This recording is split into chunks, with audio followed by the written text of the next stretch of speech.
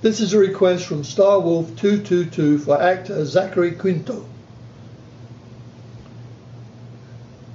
This man's hand fascinates me.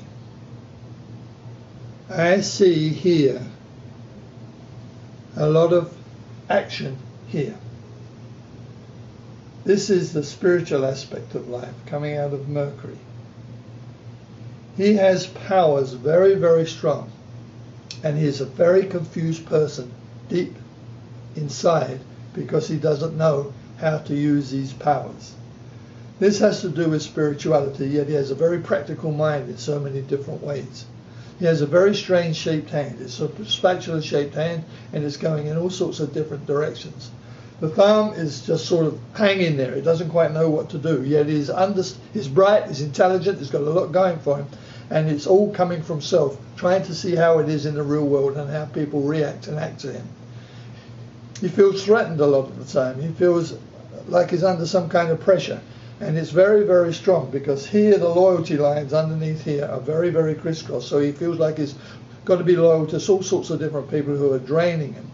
The thing that I found very, very interesting is the Venus, the Mount of Venus here. There's virtually nothing there. It's all on this side. It's all the power. That's why I'm saying it should be the spiritual aspect. It should be the more powerful aspect that he should be working with, because that's where all the energy, and it comes right down into the bracelets here, which show success, which show wealth, which show all sorts of different things. But he's confused about it. He doesn't quite know what to do, so he's doing the best he can do. His little finger here, the pinky finger, the Mercury finger, it's slightly bent, so he's not always honest with himself because he doesn't quite know the straight road to be on. His finger here of Apollo, this is his acting, and it's balanced very nicely with the Jupiter finger, so it's not that much material, but again, there's a balance there, and it's swinging backwards and forward, doesn't quite know what to do here.